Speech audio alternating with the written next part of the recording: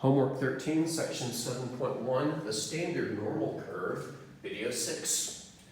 In the previous video, we were introduced to the z-table, the standard normal distribution table, and learned how to use it, and learned that it represented the area to the left of a z-value under a standard normal distribution curve. But there are other problems we can ask that don't necessarily invoke left areas. For example, find the probability that z is greater than or equal to 0.94.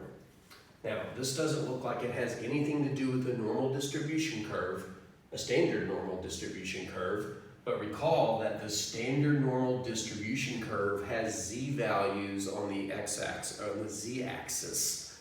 So, anytime, and I can't stress this enough, anytime you're doing a probability and it involves a z, you will use the z-table.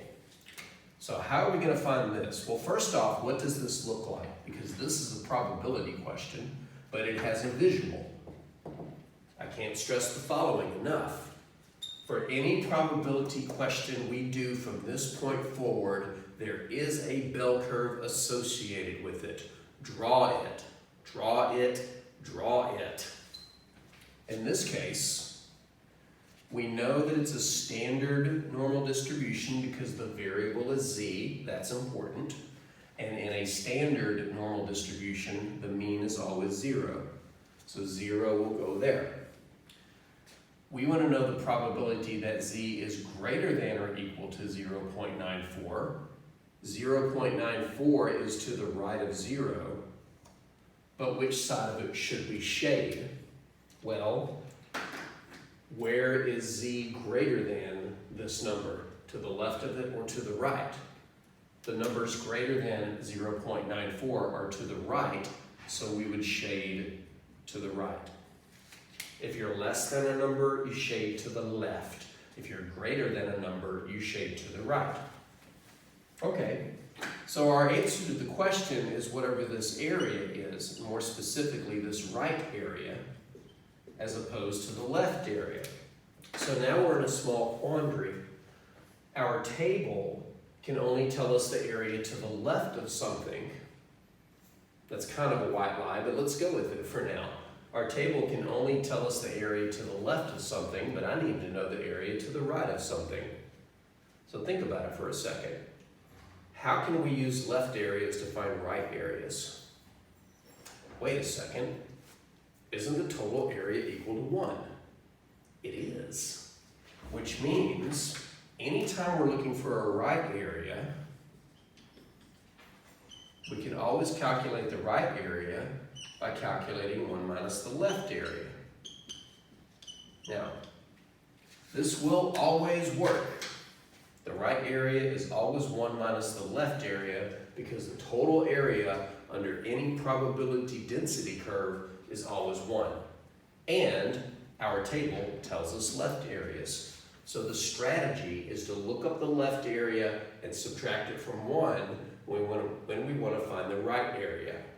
So let's go to the z-chart on my computer, and we'll find the area to the left of 0.94, subtract it from 1, and that will give us the right area. I forgot to mention that the z-chart, the z-table, has 2 pages. The first page is for negative z's, and the second page is for positive z's. So, here's the distribution table for the positive z values, and we want to find the area to the left of 0.94. Remember, the left column are the 2 digits on either side of the decimal. So we're looking for 0.9. That would be this white column here. And then across the top, you pick the second decimal digit. We're looking for 0.94.